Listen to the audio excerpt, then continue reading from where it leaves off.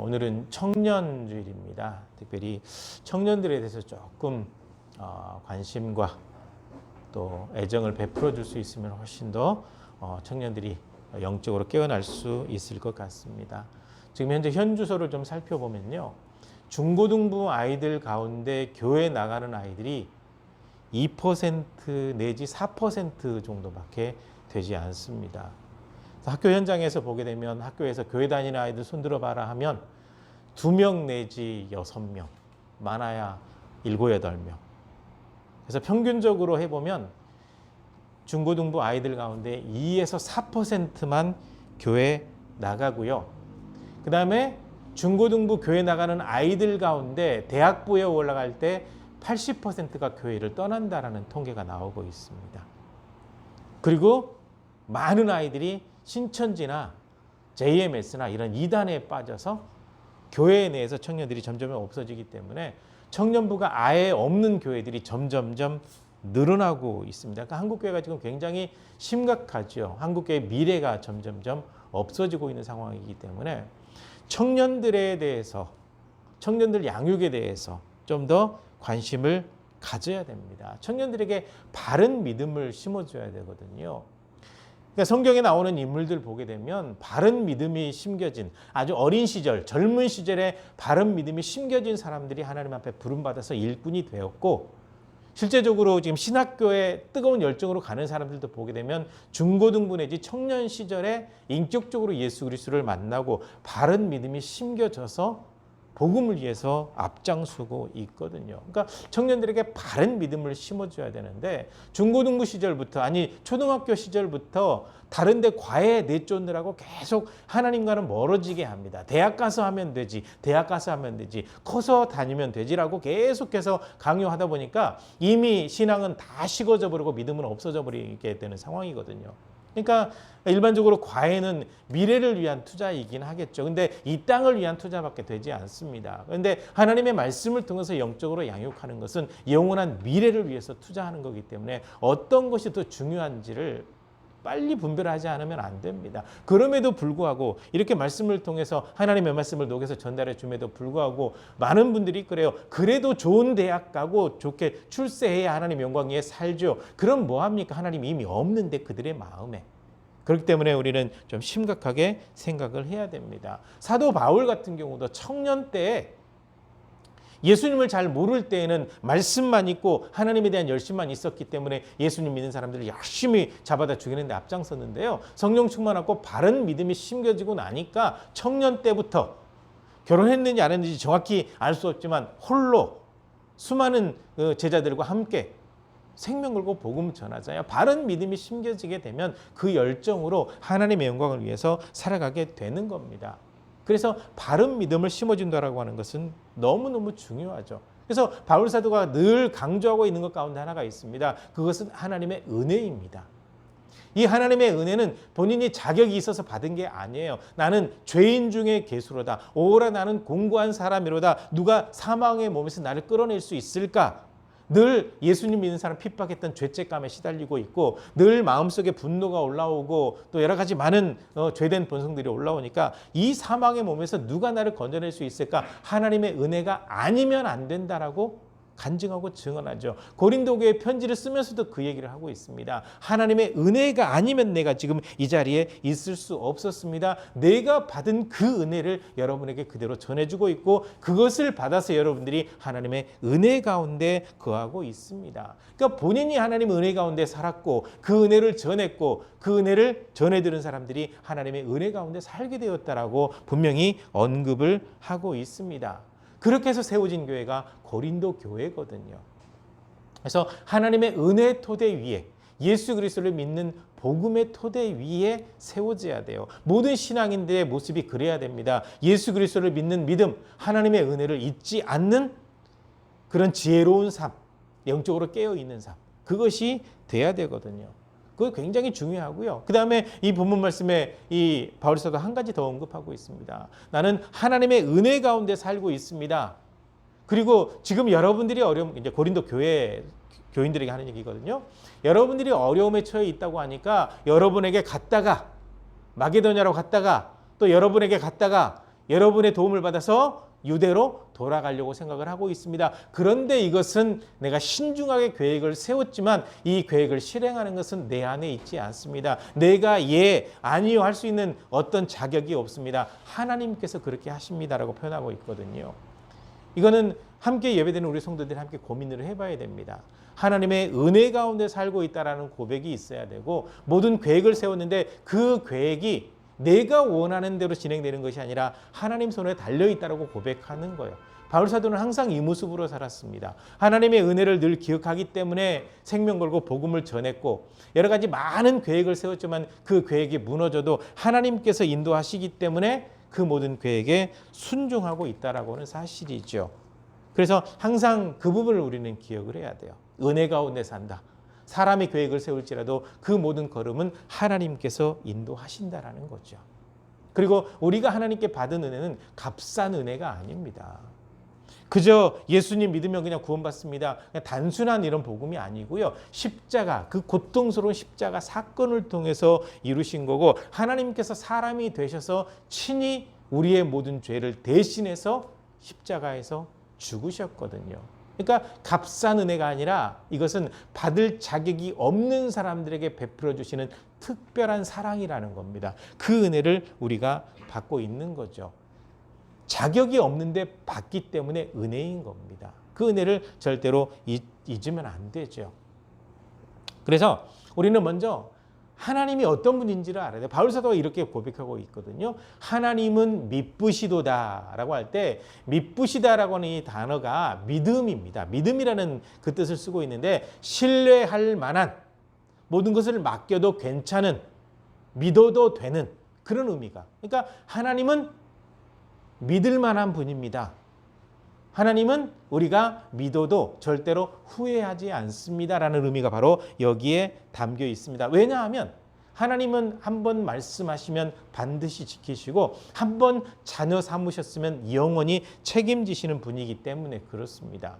모든 성경은 하나님의 감동으로 된 것으로 교훈과 책망과 바르게 함과 의로 교육하기에 유익하니, 이 모든 성경을 주신 이유는 우리가 하나님의 자녀라는 사실을 알게 하고 어떻게 하면 하나님의 자녀로서 선하게 살아갈 것인가 하는 그 지식을 알려주려 함이다라고 말씀하고 있거든요. 그런데 이 성경 말씀이 뭐냐? 하나님의 약속이라는 겁니다.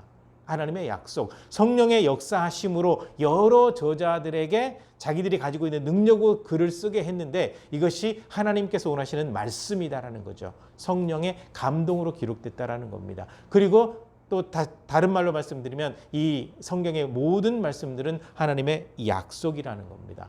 이 약속은 반드시 이루어지죠. 그래서 하나님의 말씀대로 믿는 사람들이 하나님의 말씀대로 살았더니 이렇게 인도했다라고 그런 간증, 그런 고백을 하게 되는 겁니다. 그런데 사탄은 이것을 깨고 싶어요. 깨고 싶기 때문에 계속해서 하나님이 없다라고 주장을, 형이하학에 대해서 이야기하고, 형이상학, 이거는 사람의 지식으로 도달할 수 없는 초월 지식을 얘기하고 있거든요. 그러니까 믿음을 가지고 있는 사람들은 초월 지식이 있어요. 왜냐하면 하나님에 대한 믿음이 분명히 있기 때문에 보이지 않는 세계에 대한 믿음이 있거든요. 근데 이 철학의 세계에서는 눈에 보이지 않는 세계, 형이사학적인 이 세계에 대해서는 증명이 안 되기 때문에 거부하는 겁니다. 형이하학적인 세상적인 이 부분만 딱 체크해서 그걸 믿어요. 이렇게 되기 때문에 이 철학의 영향이 신학으로 들어왔거든요. 그래서 철학은 신학의 시녀다라고 얘기를 해놓고, 사실은 이 철학이 시녀가 된 게 아니라 주인이 돼버린 거예요. 그렇게 돼서 어떤 영향을 받게 되는 거냐면, 성경을 들여다보니까 보통 철학에서는 논리적으로 증명해낼 수 있고 설명할 수 있는 것은 진리지만 그렇지 않은 건 진리가 안 되거든요, 철학이. 이게 신학으로 들어오다 보니까 어떤 일이 벌어지게 되냐면, 기적? 설명할 수 없네? 하나님 존재? 설명할 수 없네? 하나님이 사람 되셨다고? 설명할 수 없네? 보리떡 5개 물고기 2마리로 5,000명 먹었다고? 설명할 수 없네? 그래서 이성으로 이해되지 않는 건 싹 빼는 거예요. 이거 비신화화. 신학에 있어요. 용어 자체가 그래요. 이렇게 되다 보니까 도덕적이고 윤리적인 것은 강조하고 눈에 보이고 증명되는 것은 강조하는데 나머지는 싹 빼자고 하니까 신학이 무너져 버린 거예요. 이 신학이 한국교회까지 들어오니까 교회 신앙이 무너져 버린 거죠. 사탄은요, 하나님의 말씀부터 무너뜨리는 겁니다. 하나님이 없게 만들어버리는 겁니다. 계속 그것을 하고 있어요. 근데 성경 말씀에서는 분명히 하나님은 미쁘신 분이고 살아계신 분이고 세상을 주관하시는 분이고 마지막 때에 이 땅에 심판주 주님을 보내실 분이라고 분명히 언급하고 있거든요. 그래서 하나님은 믿을 만한 분이고 우리가 믿어도 절대로 후회하지 않을 분인데 사탄은 자꾸 이것을 깨뜨리려고 시도하고 있다는 사실입니다. 깨어 있어야 돼요. 굉장히 중요합니다, 지금. 그래서 한국교회 신앙이 굉장히 위험해지고 있기 때문에 말씀을 드리는 겁니다. 하나님의 말씀은 약속입니다. 이 약속은 반드시 이루어집니다. 그러므로 이 말씀, 이 약속대로 믿으십시오. 하나님께서 분명히 역사하십니다. 하나님은 절대로 우리 믿음을 헛되이 만들지 않는 살아계신 분입니다. 그 사실을 분명히 믿어야 된다는 것. 그래서 바울 사도도 고린도 교회 교인들에게 다시 한번 이것을 언급하고 있고 고린도 후서를 읽고 있는 우리들에게도 다시 한번 언급하고 있는 겁니다. 하나님은 믿을 수 있는 분이고 신실하신 분이니까 절대로 그 믿음이 흔들리지 말라라는 거죠. 그 다음에 두 번째로 언급하고 있는 것은 예수님은 분명히 우리 구주가 맞습니다. 나와 실루아노와 디모데가 고린도 교회 여러분들에게 전했던 이 복음은 진리입니다. 확실합니다. 분명합니다. 그리고 이 복음 전했던 예수 그리스도를 전하는 것이 복음이거든요. 이 복음은 진짜이고 예수님은 진짜 우리를 구원하신 구세주가 되십니다. 라는 거죠. 그래서 바울 사도 일행이 전한 복음은 간단합니다. 하나님께서 구약 성경을 통해서 메시아를 약속하셨습니다. 왜 약속하셨냐? 사람들이 죄를 지어서 하나님 앞에 가까이 갈 수 없기 때문에 메시아를 약속하셨고 그 약속의 말씀대로 이 땅에 메시아를 보내셨습니다. 메시아, 그분이 바로 예수님이신데 이분이 우리 죄 때문에 십자가에 못 박혀 돌아가시고 완전히 죽으시고 3일 만에 다시 부활하셔서 40일 동안 이 땅에 계시고 승천하셨는데 그분은 마지막 때에 이 땅을 분명히 심판하러 오십니다. 예수님은 십자가를 통해서 우리를 구원하셨습니다. 마지막 때에는 심판주로 오십니다. 하나님의 아들, 이 복음, 하나님의 아들을 통한 이 구원의 복음을 이 바울 사도와 그 일행들은 다 전했습니다. 그리고 예수 그리스도 외에는 구원받을 길이 없다라는 것을 분명히 알려주고 믿음을 갖게 했고 이 과정에서 성령께서 역사하셔서 신앙을 고백한 사람들이 있었고 고린도 교회가 세워지게 되는 겁니다. 그래서 하나님 안에서 그리고 예수 그리스도 안에서 항상 예만 있다라고 하는 이 뜻이 무엇이냐? 하나님의 모든 말씀은 반드시 이루어집니다. 예수 그리스도를 믿는 믿음 안에 있는 여러분에게 하나님의 모든 말씀은 반드시 이루어집니다. 그런 의미로 예만 있다라는 겁니다. 아니요가 없어요. 그대로 이루어진다라는 겁니다. 그래서 예수 그리스도는 우리의 구주시고 이 믿음을 가지고 있어야 분명히 구원을 받습니다. 이 사실을 분명히 알려주고 있는 겁니다. 그리고 이어서 하는 것은 무엇이냐면 하나님의 약속은 항상 지켜집니다. 하나님의 약속은 얼마든지 예수 그리스도 안에서 예라고 얘기하고 있죠. 그 구약의 말씀들을 보게 되면 지금보다는 하나님의 약속이 좀 더 빨리 이루어지기는 했어요. 근데 꽤 오래 걸리기도 했습니다.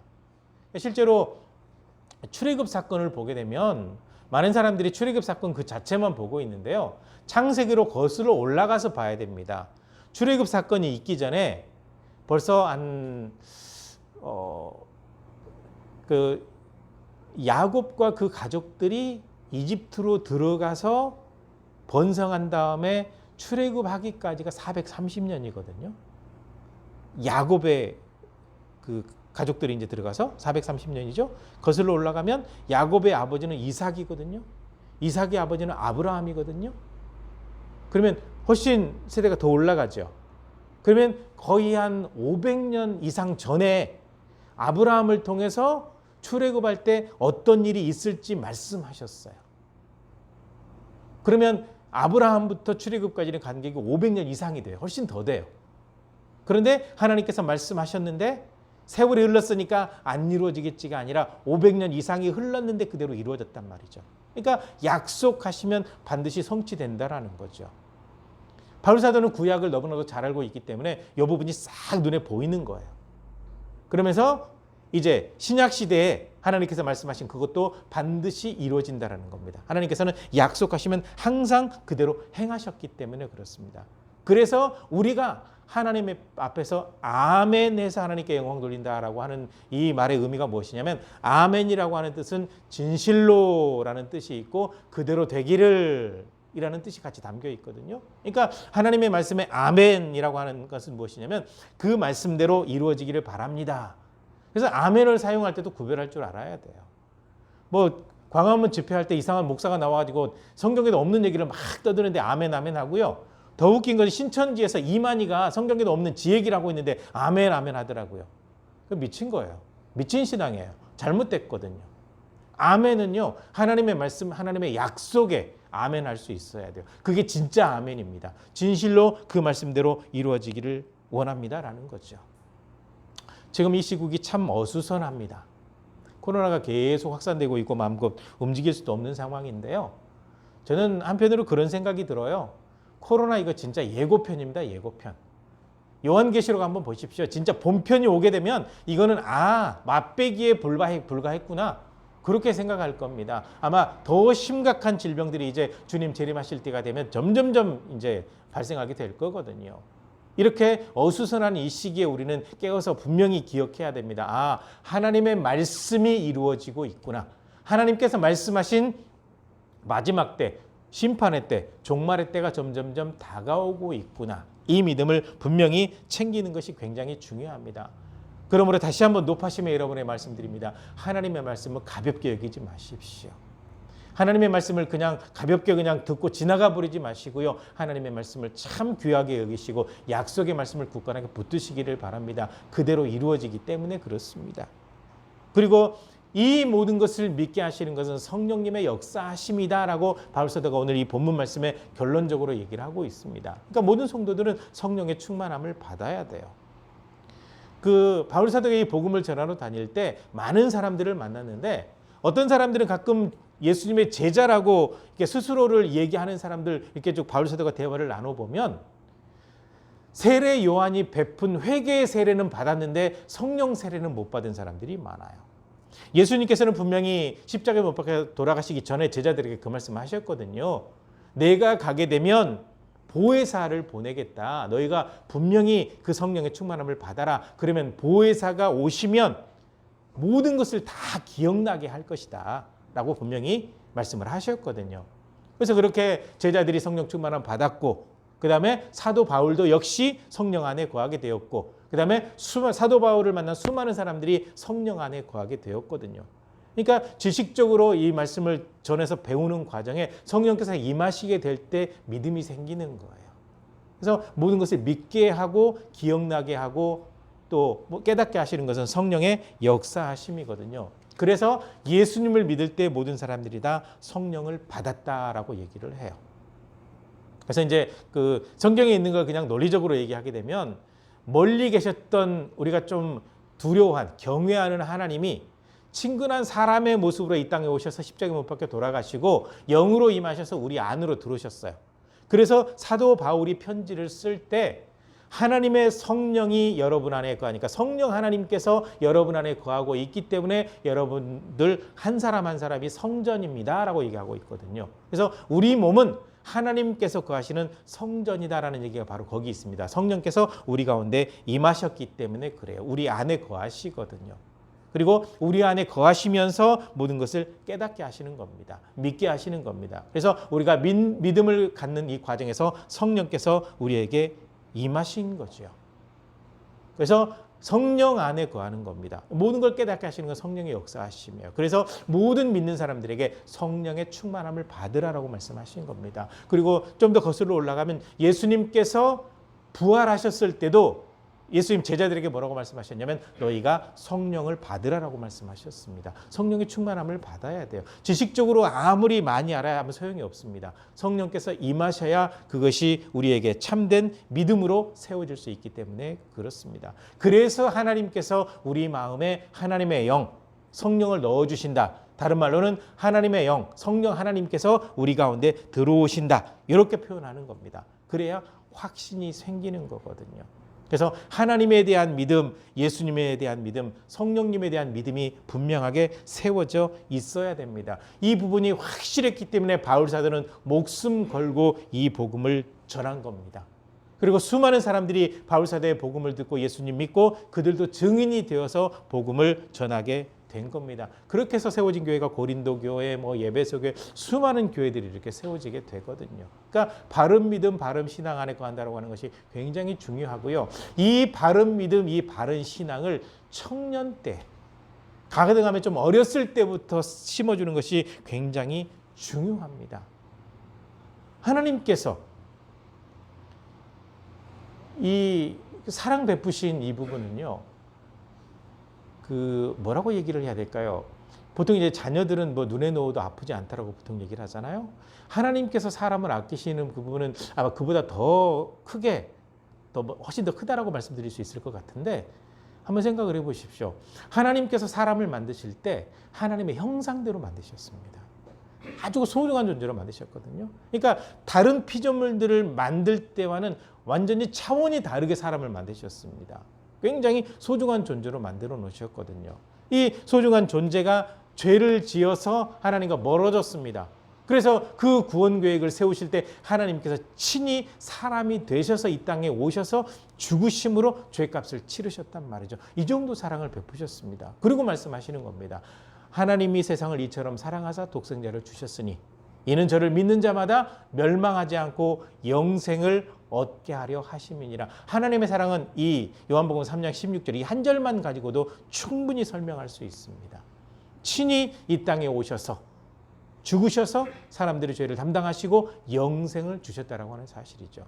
어렸을 때부터 믿는 사람들, 그런 사람들이 점점 많아져야 한국교회 미래가 보이는 겁니다.